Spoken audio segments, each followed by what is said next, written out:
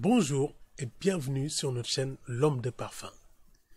Je vous présente aujourd'hui une maison de parfumerie allemande, c'est April Aromatics.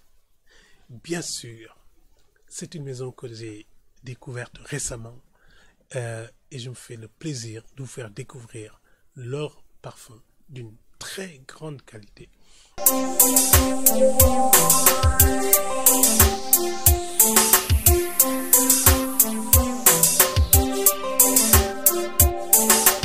Et surtout d'une très grande diversité.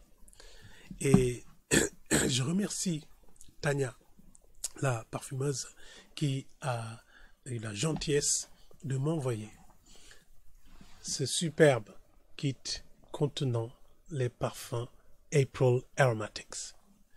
Bien sûr, c'est une maison. Alors voilà, le kit, il est magnifique.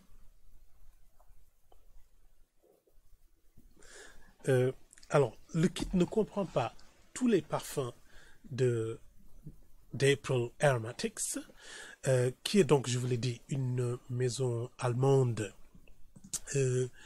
qui a fait plus d'une trentaine de parfums. Et c'est une nouvelle marque, puisque la plupart des parfums ont été faits entre la création en 2011 et jusqu'à celle qui est la plus récente à ma connaissance, qui date de quelques mois à une année. Et bien sûr, c'est la sublime Tania Bosching qui est le nez derrière les parfums April Aromatics. Alors, April Aromatics a en réalité donc trois types de parfums. Ce qu'on appelle les chakra oils, qui sont en fait des petites bouteilles d'une huile parfumée super puissante. Puis après, nous avons bien sûr la fameuse gamme des hauts de parfums avec ces bouteilles particulières d'une comment dirais-je, d'un soin et d'un design très très futuriste et surtout une simplicité de présentation qui est aussi, je trouve, qui a une certaine sophistication. Comme j'ai déjà dit dans une de mes vidéos, chez la parfumerie de niche, il y a cette manière de présenter tous les parfums sous le même flacon, bien sûr. Il y a en général que le nom qui change. Donc si vous voyez bien sûr les fameux parfums d'April Aromatics, ce sont ici des eaux de parfum.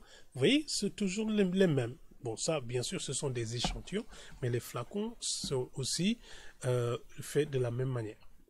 Donc, nous avons ces fameux flacons et les fameux eaux de parfum que je vais vous présenter. Je vais vous présenter 2, 4, 6, 8, 9 eaux de parfum. Et bien sûr, vous aviez la troisième catégorie, ce sont les perfume oils, les fameuses huiles de parfum, qui sont beaucoup plus concentrées et beaucoup plus chères, mais bien sûr, avec la qualité. Donc, nous pouvons commencer à parler de cette maison-là en parlant justement de la liste des parfums que j'ai ici. Donc, nous avons Calling Angels, Jasmina, qui est basé sur le jasmin. Nous avons Precious Woods, bien sûr, qui va être un parfum super boisé. Un autre parfum qui est, c'est un allemand, Erdenstone, excusez ma prononciation. Nous avons aussi le fameux Tempted Muse. Déjà, sans ouvrir les parfums, je suis envahi par des senteurs très très sophistiquées sans même avoir ouvert les flacons. This is Bohemian, donc je suis tenté de parler un peu anglais, Nectar of Love et Ray of Light, que j'ai déjà pas mal utilisé. Vous verrez que Ray of Light a été pas mal utilisé. Et enfin, nous avons, je dis bien enfin, mais ce n'est pas la fin, nous avons Rose l'Orange. Voilà les 9 parfums que je vais présenter brièvement de cette maison. Mais ce n'est pas tout.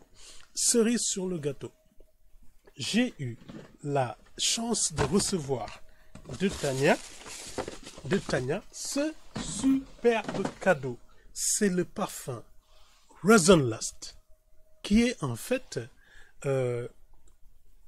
j'ai reçu un flacon de 30 millilitres. Attention, ne vous y trompez pas, c'est un parfum plutôt cher et d'une très grande qualité. Alors, j'ai eu un commentaire d'un de mes followers sur YouTube, de mes subscribers, comme on dit, de mes abonnés, comme quoi que je ne présentais pas des parfums féminins. Oui.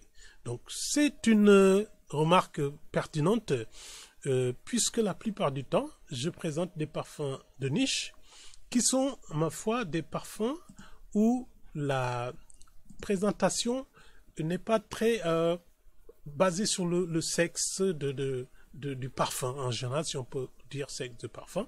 C'est-à-dire ce sont souvent des parfums unisexes. Donc je parle de, vous voyez, nous sommes ici dans April Aromatics, qui est une maison qui fait de l'unisexe. Souvent la parfumerie de niche, qu'est-ce que c'est? La parfumerie de niche, c'est la parfumerie qui est beaucoup plus sélecte et que, en fait, les parfumeurs de niche ne font que du parfum. Ils ne font pas, par exemple, des vêtements, des sacs, etc. OK? Donc, on a cité les parfums Ducita, April Aromatics, les idéaux parfumeurs qui sont des parfumeurs de niche. Donc, dans la parfumerie de niche, non seulement on ne parle pas du sexe, mais plutôt on dit que c'est des parfums unisexes. Cela veut dire que et les hommes et les femmes peuvent les porter. Mais, comme je l'ai déjà dit dans mes revues précédentes, tous ces parfums-là ne seront pas à 100% unisexes. Tous ces parfums-là vont pencher soit du côté masculin ou du côté féminin. Donc, et nous verrons que finalement, je réponds donc à cet abonné, nous avons présenté beaucoup de parfums féminins.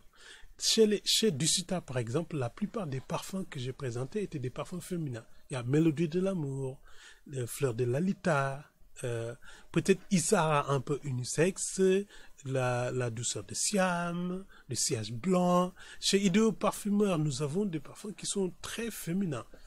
Donc, je comprends que, par exemple, dans la parfumerie traditionnelle, les parfums, les flacons eux-mêmes sont très genrisés, je veux dire, soit féminisés, soit masculinisés, puisque on sait déjà à la présentation, c'est très masculin.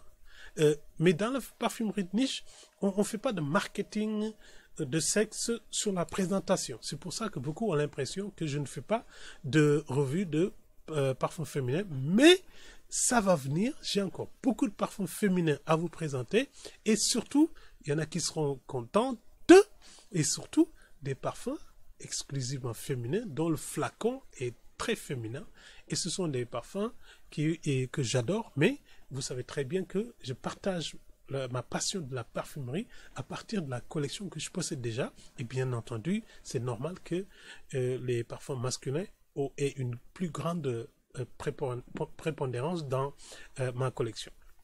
Donc, cela dit, April Aromatics, donc 9 parfums à présenter brièvement, Rosenlust à présenter un peu plus en détail, et merci, à bientôt.